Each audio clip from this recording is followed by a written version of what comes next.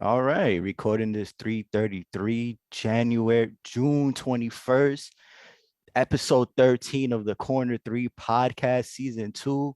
First episode right off of the regular season, but I got a special episode today. Man, I got Dwayne Washington, the CEO and founder of Canada UPLAY, Canadian basketball guru. Man, what a pleasure. What a pleasure for you to come on. How you been? How's your day today? I've been good, man. It's a pleasure to be here. It's a pleasure to be here, obviously from New York City, Bronx, and living up in Canada since '04. So I'm just happy to be here, and hopefully I can, answer a bunch of questions and, help some people along the way. How did your journey even start in Canada? You mentioned you was from New York and you ended up in Canada in '04. Tell me about the early grind, being out in Canada and starting this journey you have right now. Yeah. So when I went to Canada, I was going to grad school upstate New York, coming from New York City by way of Rochester, and then ended up at Brockport University in Fredonia, which is kind of near Buffalo. Yeah. And then I ended up doing a graduate degree up at University of Toronto, which was only like 2.5 hours away from where I was going in upstate Buffalo. I ended up staying up there, two daughters.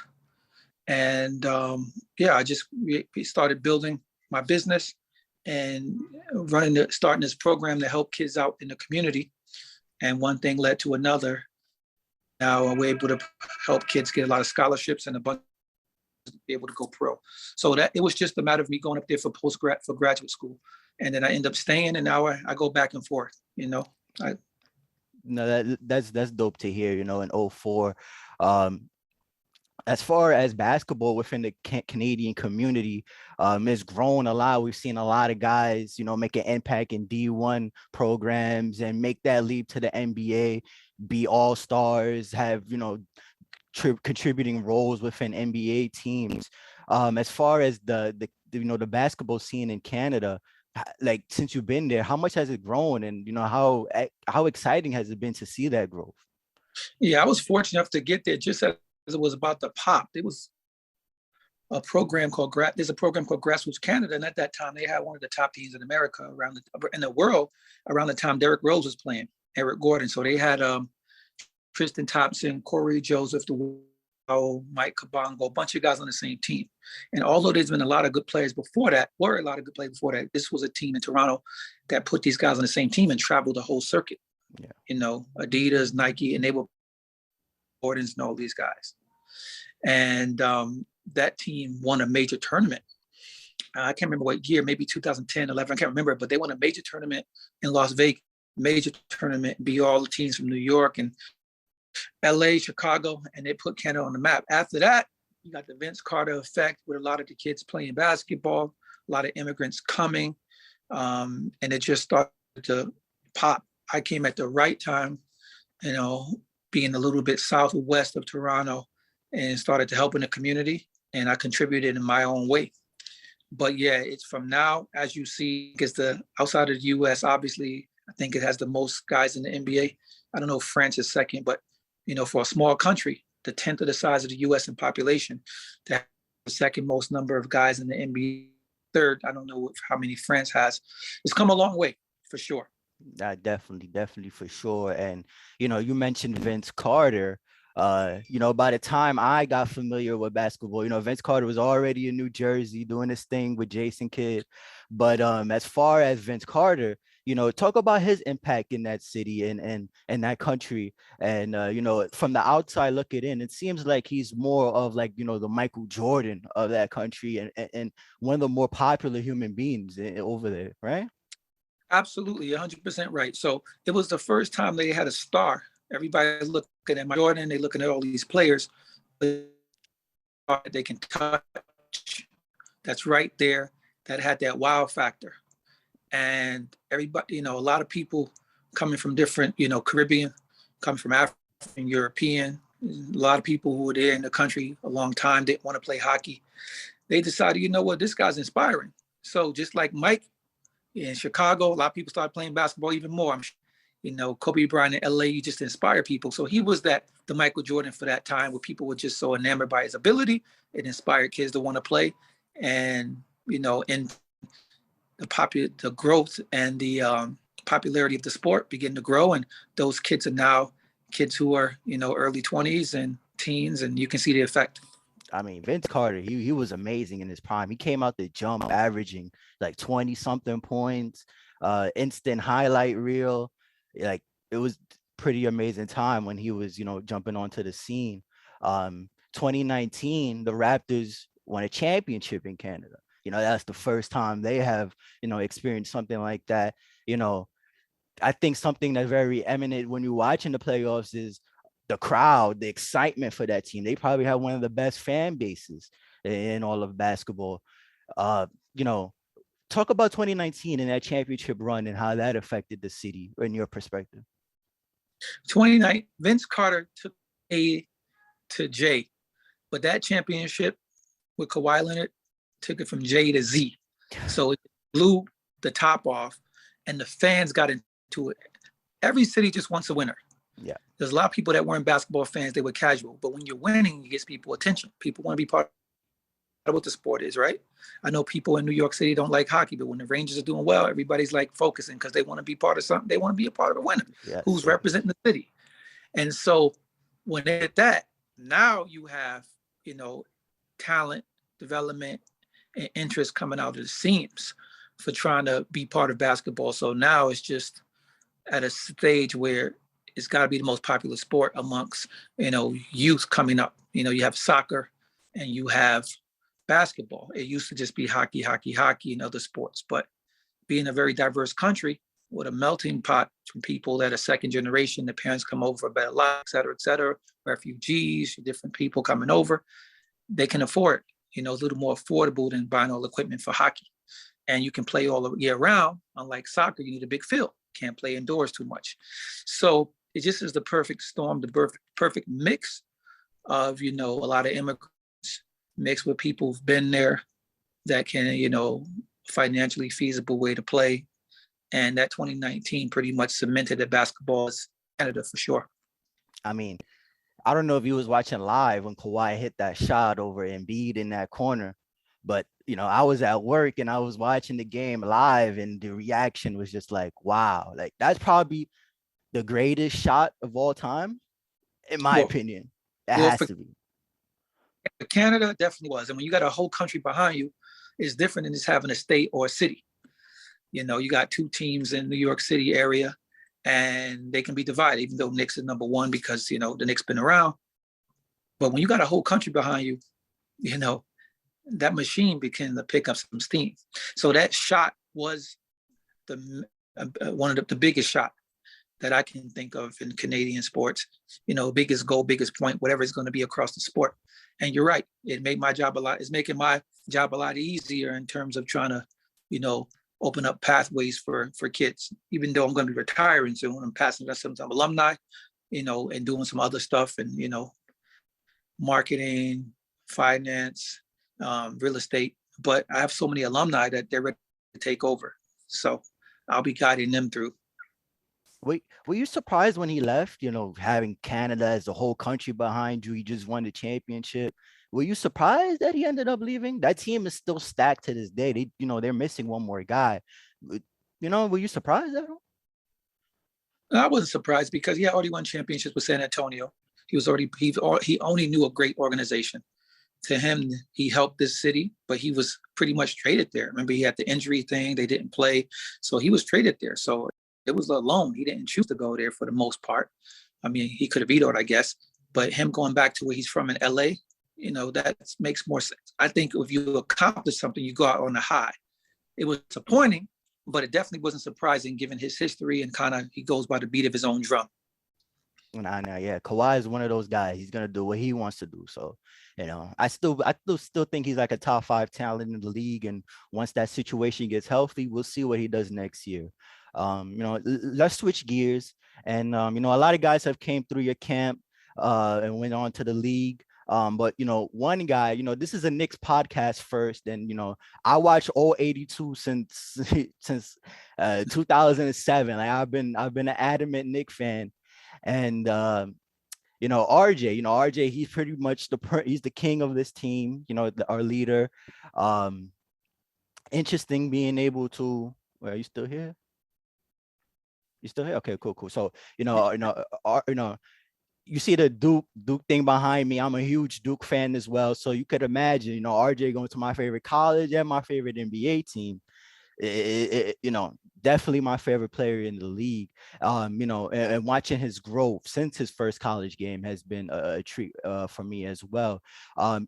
How did that relationship start and got built and to where it is today? Yeah, RJ came to our program in ninth grade as somebody that already had a lot of major ability. He was a phenom, and I'm known amongst others, but I'm known for developing big guards, the mind and also the skill set. And we played in the EYBL, the Nike League, which is the best competition. So, it made sense for him to come over, and I helped guide him through. Even when he got drafted, I lived with him up in Westchester County and Yonkers area. His getting to his rookie year after the summer league to get him ready to handle the ball a lot.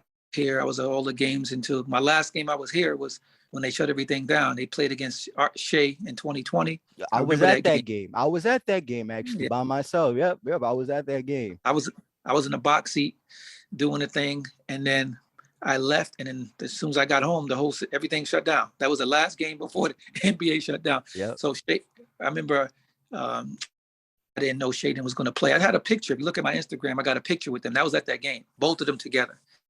And so that was that game. And it was pretty cool. But no, I have a great relationship with RJ. I've known him for a while. I mentor him, one of many, and, I advise him on things. He's a very loyal and humble guy. He's a killer. He's been that way. He's going to get it done. His will is amazing. Jump shot come a long way. He's on my favorite team. And obviously I love him as a player. He knows that, and his whole family's phenomenal. So very strong relationship with him. No, when I first got noticed onto him is when he during the FIBA finals under 19, and Oh he yes. dropped 38 against the US, which is right now, when you look back at it, it's such a loaded team, all Yeah. first rounders, Kevin Herter, Emmanuel Quickly, Cam Reddish, Yes. Carson Edwards, PJ Washington. I mean, he was going against a loaded team, and not to take anything away from the Canada team, but it wasn't on par to what was going on in the US. And for him to go on that stage and to completely just dominate the game from beginning to start, um, was like, wow. Was that the turning point for you, to you, for him, and like, wow, like this kid has arrived on, like, Yeah, it was great because he was younger. He only played on the team because Shea and Lugens, Dort, I don't know if Dort was there, yeah, Nik- yeah. Nikhil, a bunch of guys couldn't play because they were getting ready for their college season. Mm-hmm. He was in high school. So he went down two age groups to play with them because he's born in 2000. That team was 1998. So he went down two age groups and did that. I think in our club, we had 6 or 7 guys on that team. Um, it was phenomenal. Abu Kiga was on that team. He got an all-star. He went to Boise State. He's in the draft this year. Lindell Wigginton was on that team. Emmanuel Miller, Leonard's brother. We had about 6 or 7 guys on that team. And RJ just came up because guys couldn't do it. So he was getting ready for high school, get ready for, I think his junior year that year. So it was phenomenal that he did it, 2 ages up and beat that team that was coached by John Calipari, Hall of Famer. And it was fantastic. So that was huge for Canada basketball. I think it was the first time Canada ever won a gold medal in basketball and definitely beating the US. So it was definitely something that helped to cement his legacy as a franchise guy and a killer. you know and then it seems like after that he just was in another atmosphere. Number one recruit in his class, ahead of Zion, a whole bunch of guys. He's number one, and all these college offers are still coming in, all these elite programs. And for your perspective, what do you think was his main, like, point for going to Duke instead of all, because he could have went to any school he wanted to. He was that kid in high school. Why do you think he decides to go to Coach K and the beloved Duke program in the brotherhood? I think he always likes challenge, and he put so much work in. He's about excellence because he definitely wanted to come to the Knicks. He was not working out for any team, the Knicks or don't draft me. I'm going back to college type deal. So you got the Knicks, who, in my opinion, is top of the top. I don't care how many. It's not about championships. It's about the whole environment, the legacy, the fan base. The Knicks is top. And then you have Duke. Then he went to Mount Verde. So if you notice it, he's always going to these places that have strong legacy, that have strong tradition. So it just made sense that he went to Duke with a Hall of Fame coach. He has some good options. However, what he's about is about challenging himself and being mentored by the best in Coach K. And so it made sense. The fact that he's coming to New York, which has a lot of Duke fans, makes helps as well. But he seeks out the best way he can learn from, and that's why he went. Boyle, Hall of Fame high school coach, to Coach K. Not bad. Yeah, not bad at all. Not bad at all. And it's interesting, right? Because he could have went, like you said, he could have went to another program, been the man, had the ball in his hand, averaged 30 something points. And then, but I think it's pretty interesting to his character that he decides to go that route the hard way, play with other, top 5 recruits, learn how to play with other great players. And because, when you get to the next level, everybody is good, right? And you got to have to learn, to get yours in that type of system. So, and I can't really fault him for that. You know, Coming into this, I guess the second half of this year, you seen RJ, get the ball in his hand, and the Knicks started winning way more games, and RJ was way more effective. Talk about his development and the work that he puts in the summer. For him, hopefully, because the expectation from the fan base is for him to at least be competing for an all-star spot. You know how it is with the politics. He might not get this spot, but we damn near want him in the conversation. And if he's in the conversation, that means we're winning basketball games. So, talk about that, his work that he put in and his development as a pro. Well, the knock that he had coming in was that he needed to work on his right hand, and then he needed to work on his shooting. He wasn't a good, so he ended up working so hard, he shot over 40% from three. Yeah. I think it was 42, 40. That shows you how much work you're putting in. And then, as you can see, he's going right pretty well. Then some of the knock was that he was going to use one gear, fourth gear, too fast, slowed his game up. Better passer, playmaking, letting the play open up, letting the screens develop, letting the defender, taking what he's giving him. So he's matured mentally. He put a lot of work in his game, which is evident. And, I think towards the end of this year, his volume was higher, but it's because he needed to do that. So whatever the team needs, he's going to do. He started to rebound more. His dad is always, great about, you want to have the ball in your hands, you got to go rebound. So if you look at his numbers and, when he came in, and more importantly, if you look at what people said he couldn't do, he's addressed that, and he's only going to get better. Yeah, definitely. I mean, RJ with his new role on the Knicks and him being able to be the primary ball handler, how do you envision, this next season coming for him? I think it'd be good if they get, if he's able to play as a secondary ball handler, it'll free him up because he's a great slasher, catch lobs, whatever. But if he needs to handle the ball, fine. Because if the Duke, I remember I was at almost every game at Duke. And I remember when they lost, he had 10 assists in that last game. They lost to Michigan State. He was the point guard, even though they had the top point guard in the country on this team that came out. And he's in the NBA now. Tyus. The one on the Grizzlies or the Spurs? I get them mixed up. I can't remember, but it's the younger one. I think it's Tyus Jones or one of the guys. He was a number 1 point guard recruit. While RJ was he had great poise and vision with his height to look over stuff. He ended up getting 10 assists in that game. People don't understand that. And that's on a stacked team with 4 NBA players, actually 5, because one of the big men guy ended up in the second round or ended up in the NBA. So that's 5 guys. So I think him handling the ball is fine. It allows him to find more people. But whatever Tibbs want to do to win, he's going to do it. I mean, I think he's best as a secondary ball handler where he can score, slash, and do things of that nature. But with today's NBA, if you got 3 perimeter guys that can all play, make, and score, I think that's fine. Traditional point guards are already gone. So, I just think he'll do whatever it takes to win. He's played every position in his life, 1 to 5. So he's a hooper. That's what he is. I think whatever that he wants to win. So, and I want to win as a Knicks fan, I'm just happy he's there. My favorite team, favorite player.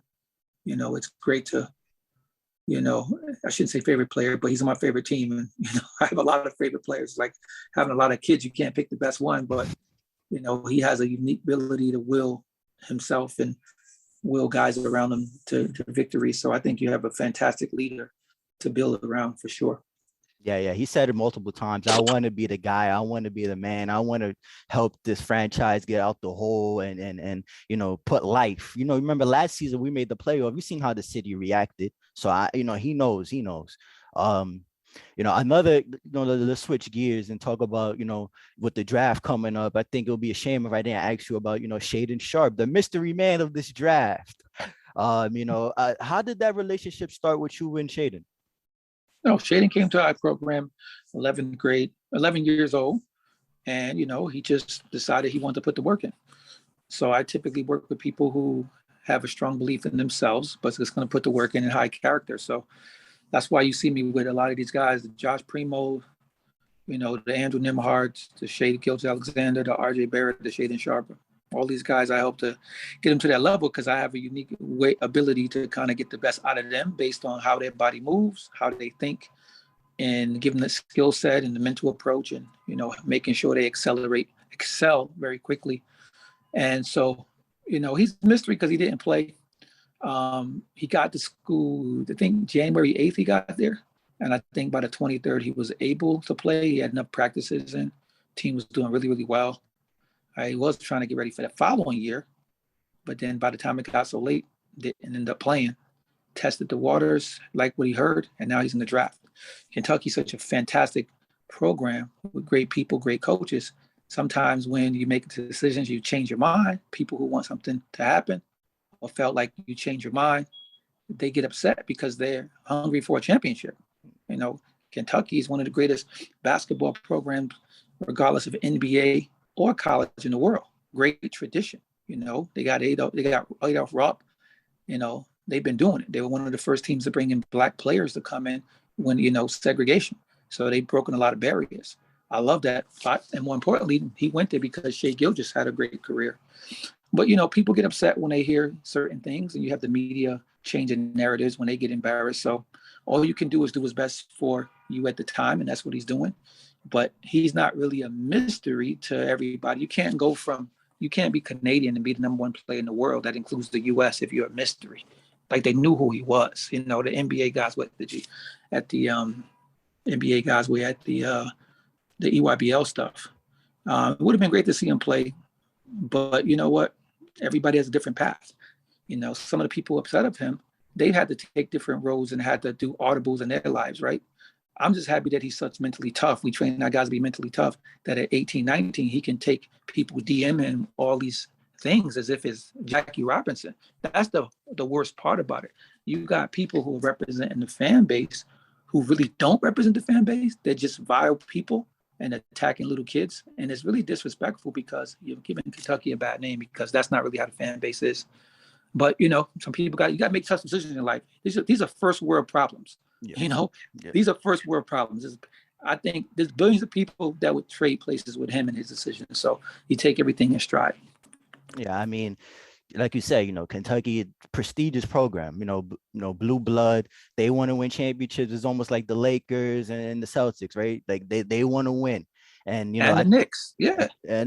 But we haven't been winning. We haven't been winning. You haven't won. I know. And I don't think they've won. They haven't won since 2010. They haven't won in a while. I can't remember the time, but we were trying to get them a championship. And there's a lot of people like me that send kids there that put time out of our lives and away from our kids to help people and to get them to situations like that. And it's going to be tough. People treated a certain way by a small group of fans. But frustration is one thing, but you're always defined in your worst moment and how you handle adversity.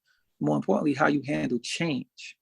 And so he was prepared for this and the worst. It was a decision he had to make. He made it for his career.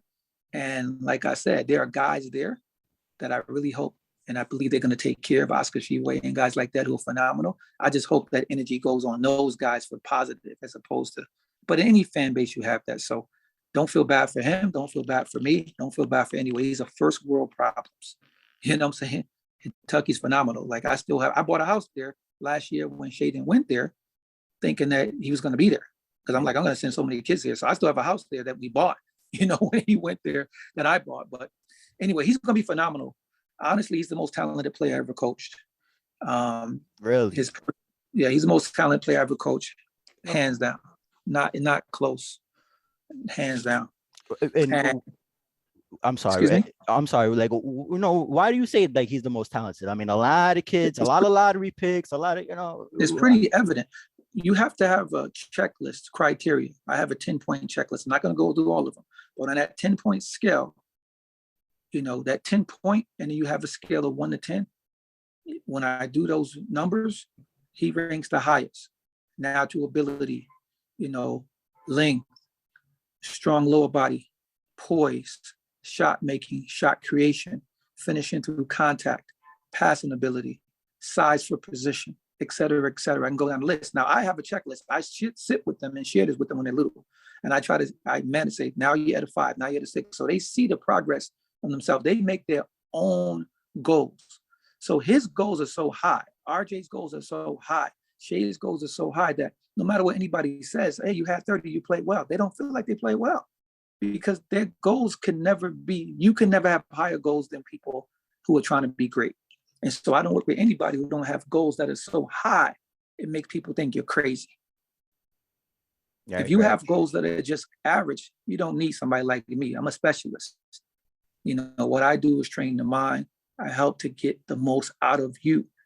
If we were in 1960, I'd be doing the same thing for baseball. If we were in, 800 BC, I'd be doing the same thing for gladiators. It's just, there's certain people and mentors that can get the most out of you regardless of what you're doing. And having a teaching background, for me, that's something that I excel in. So the truth is he's definitely the most talented. It's not close. What I can say is that I wish he would have played. It would have been good if he could have played. But when people realized that he was eligible, because we knew he was eligible when we went there, we just was like, we're not going to entertain him because he need to play. All the energy that was so negative when people thought that he might leave was really, really pushed it over the top. It was pretty bad. It was like, you got to really consider this. Like a stab in the back. Wow. Wow. Well, not a stab in the back, but more like you got to give people room to make decisions based on new information. Because everybody who's making those judgments, they had that decision every day of their life. They have it in their life, or they're going to have it every day of their life. What decision do you make? So you got to understand these are still people. These are still young people. And when you do that, a lot of young people, their frontal lobe is not developed. So they're going to make decisions, where it's like, hey, it might not be long-term decisions. And he made the right decision for him. But what I can say is that nobody owns anybody. And it's an institution. The purpose of going to college is to eventually use that to get a career, have a job, right? So if you were a fighter pilot and the Air Force came and said, hey, we think that we can hire you right now, and you entertain and talk it over with your family and say, I'm going to do this. If people were upset with you at the flight school, that's not a you problem, right? So, I agree. What I appreciate is that at a young age, he's showing great maturity, because some of these guys can't take that, and they're 40 years old. They get upset and they want to road rage fight somebody for crossing them over. But this kid's getting it from thousands of people, and the fact he's handling it means that he's ready.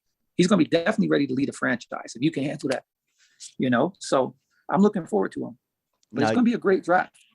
No, I agree with what you're saying. He's only 18 years old, and for him to be going through this type of scrutiny is kind of crazy. I think that mental battle and that mental, that's gonna thicken him, and when he gets to that NBA stage, he'd be able to take those hits and take those bullets. I think, the mental part is one of the hardest parts to really overcome in the game of basketball. Everybody's talented to a certain extent, and, when you get to that level, but, it's the mental hurdles that really separates. And it's good to hear that, he has that locked down, right? Especially with no film. But as far as, the way he plays, what NBA comp would you give him, working so closely with him and seeing him develop his game? If you're able 5 years down the line, what comp would you give him? I would give him, if I had to pick one person, or can I mix the two? Pick whatever you want. I would give him a Brad Bill type game with like a Zach LaVine athleticism. Okay. Like with the lane. And I know Brad used to be very athletic as well, but I would say that's kind of like his style. He has a great pace about him, so I think that's why people see Devin Booker. Devin is a pure scorer, but I would say like a Brad Bill with the length of Zach LaVine and the pace of Devin Booker. Now you put up these big names and people go woo woo woo, but remember when these guys were coming out, Zach LaVine went 13. Devin Booker went 13. Yep. Overlooked. Bradley Beal, I believe, went number 3. So if you really look at it, and Devin Booker didn't start, Zach LaVine was a 6th man. I think he averaged 10 points. Devin Booker, I believe, averaged 10 points as well. Coming off the Brad bench. Bill's appeared, come off the bench. So if you had these guys at the same stage, and you had him and didn't know who's going to be what, you would say, yeah, he looks like he's right there or same level, maybe a little better in some areas. It's just hindsight makes you look like you're smarter than you are. So that's why I know he is not really worried about where his position he's going to. It's all about the team you go to. Because think about how crazy this is. Devin Booker went 13. It's crazy. It's crazy, insane. And he's like a top 15 player right now in the league. So yeah. Kobe Bryant, not to be blasphemous, he's a great. He went 13. Mm-hmm. And they traded him down to the Lakers because they traded from Divac, who was an all-star. So, and he came out of high school. He was supposed to go to Duke, but he didn't, as you probably know. Yep. And there was very little video, but he was playing against the people they put in front of him. Shaedon's knock is he didn't play when guys were hurt. He made a decision for himself. If he plays and he gets hurt and he's not ready for the next year, then what do you do? If he plays and scores a whole bunch of points, guess what happens? He displaced a whole bunch of kids on that team. And now the next year, kids that's there looking behind that back thinking somebody might take their spot in the middle of the year. Everything's about winning that championship. I get it. But sometimes you build relationships with people and you just like, I don't really want to take, I feel kind of uncomfortable. These guys trying to get to the same spot. I'm here. I'm like the guest in the house, and now they want me to just get the big piece of chicken. You know what I'm saying? I can't. Yeah. Sometimes you got to look at, people keep forgetting that piece. I kind of know what happened, and it's kind of like it's a mish of a lot of things. They say, well, guys were hurt. Well, they're hurt. When they come back, does that mean you go on the bench? What does that mean for you? So you got to take all of it in. It's just not, everybody wanted to be a video game. You just plug them in and do that, and they're ready to go. And it's not a video game. There's people, emotions, and you're like trying to be respectful. Team was a top 5-4 team for a while. I think had the team got to the Final Four like Duke, or they had won that first game, I don't think it'd be as bad. But when you lose, and then the year before, when you doesn't go as well with you, people get frustrated. They want to win, but you can never succumb to the pressures of the mob. If you know that you have a pace and you have a plan, you can't do that. You can't do that. There's somebody's going to knock on your door and say, hey, can your son come out at 10 o'clock at night? We're all here having fun. And you're like, no, oh, come on, mom, come on, dad. If you know you have a long-term plan for yourself and your family, you can't just succumb to the pressures of others if you have your own individual plan. If he felt they really, really needed him, I think he would have did it. But I think he really thought that they was an amazing team. Like he was like, I'm helping them in practice, But nobody cares what you think when they want what they want. We're human beings. It's human behavior 101. Everybody wants their way. Everything could be done. Yeah. Sorry, go ahead. No, keep going. No, you got to always make decisions, left or right. You're going to be scrutinized. You got to be able to live with it. That's part of life. These are first world problems. It's a sport. He's able to learn from that. But what he is going to learn is that you can't let a small group of people mess it up for the masses. Because that place, I've sent many a kid, or advised many a kid to take a look at Kentucky for the exact reason that he's being scrutinized, which is the fact that the fans and the media, they hold you to the fire. If you get out of there, if you got to places like there, you can go and play New York and LA. It's no big deal. Shea went there, then he went to the Clippers. He was like, the Clippers was nothing because he dealt with Kentucky. So you go there to be conditioned to make that cold out of mind, whether it's on the court or off the court. But mostly it's off the court. Because the media, they treat you like you're in the NBA. The fans, that's their NBA team. I love it personally. I love it. And I know Shaedon's getting some advice from RJ because RJ plays for the Knicks, and you know how Knicks fans get. They boo you right there on the spot if they don't feel like you're playing with enough I effort. love it. I love it. It's beautiful, and it meshes with RJ's personality, and it's just a wonderful thing to see, people being able to build that mental toughness in the league. Going right to his play, watching his AAU games on YouTube, the popular ones, watching the Peach Jam, and watching him go off. To me, he looks like, if we're talking about the younger generation, he's looking like Anthony Edwards and the Jalen Green, in that mold, right? And if an NBA team is gets the opportunity to take him, like say like he goes past 5, that's an instant steal, right? And you're able to get this kid within your program, and then develop him and have him come along the right way. um I gotta ask you, is the 50-inch vertical real? I'm hearing 50, I'm hearing 48, I'm hearing No, 44.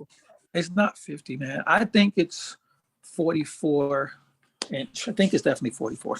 Okay, 44. Okay, Yeah, okay. yeah. Somebody said 48, but I didn't do that. I was his high school coach. But if I had to straight, I think it's 44. So he's But gonna it's be also about the grace. Like a lot of guys can jump. He's a 2-foot jumper like Vince Carter, but he has grace to move his upper body with that, which is more like would you like Shea Gilgis? Would you rather be fast? Would you rather have length and no use angle? So I think how he uses it probably looks a little more special. yeah. You know what I'm saying? It's how you use things.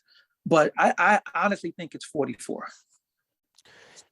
Okay, so and then to whatever team he gets drafted to, what do you think is the immediate skill he'll be able to give an NBA team, right? Because you would think they wouldn't give him the ball and just say, okay, here you go, right? I mean, in some situations they probably won't let him do that, and he has to come in the system and get in where he fits in, type of thing, right?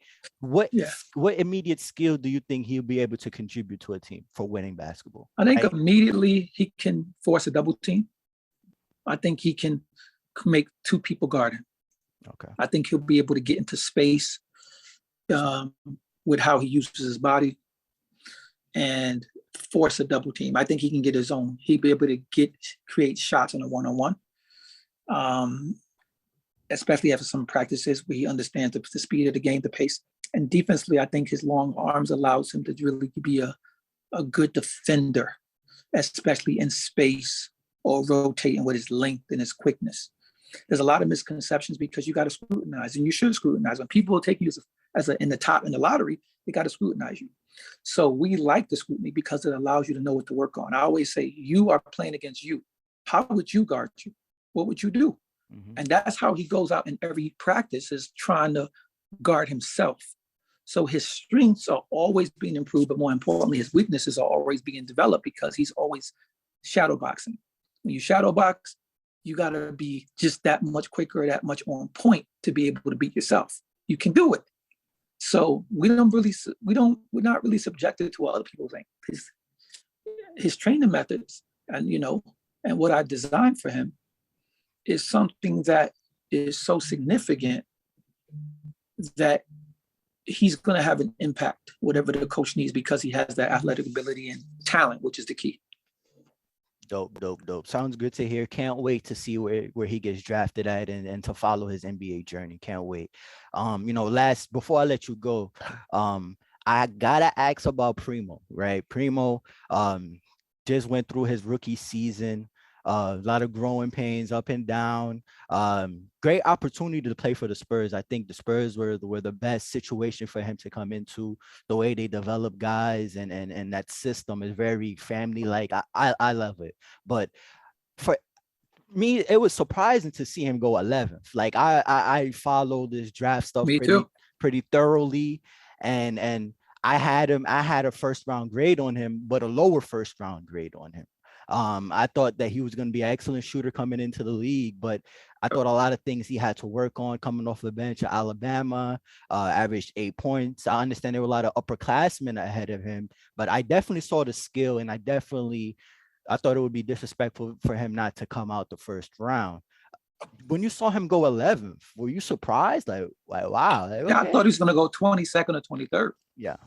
But the Spurs obviously fell in love with him, and they knew the development mode, and they saw something that they thought, hey, young, shot maker, size, bouncy, very cerebral, quick twitch. They said, hey, let's get him now, because next year he's a top 5 guy. If he's coming out of this draft right now with Alabama, he's a top 5 guy. Definitely. Because he would have started. He came off the bench. I think he averaged 10 points at 9.8. Remember, we go back to that 9.8. We go back to that Devin Booker 10 points. That's Zach LaVine 10 points. Sometimes you can see talent. You don't have to average 23 points, get to the Final Four. So that's why with Shaedon, people are saying, even if he would have played, I think Shaedon, not to change the subject, I don't know if the team would have won. What I do know is that we'll decide to fight a quick itch. And we always teach our players to always think long-term.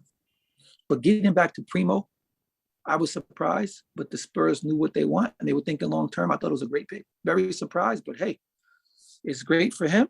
It's great for Canada, great for our program. Having 3 lottery picks in 4 years, that's fantastic. And now we're trying to do 4 and 5, and we have more coming. Yeah, I mean, the 11th was a surprise to everybody. I mean, watching it live, whoa, Primo, okay. I mean, the kid is definitely talented, and anybody with a half a brain watching any of his games could see, okay, this kid could ball, and he'll be able to contribute to a winning situation. As far as his development, you've seen, I mean, what age did you meet Primo? As far as Primo came to us at 14, I think. He's like the latest guy to ever come to us. He was on our second team. He didn't even make our number 1 team. We had a top team with Ryan Nembhard on it, Charles Bediako. We had some guys there. Ryan Nembhard's another guy that'll be first round next year. Definitely check him out. One of the best point guards I ever coached. He's over there. He hurt himself before the tournament, but he's over there at Creighton. He was the Player of the Year in the Big East this year. Phenomenal. His brother's Andrew Nembhard from Gonzaga. He's 14, but he worked so hard that he went from, one of the top guys on our 2 team to one of our top guys on the 1 team, So it was phenomenal. His work ethic is off the chart. Hell of a kid.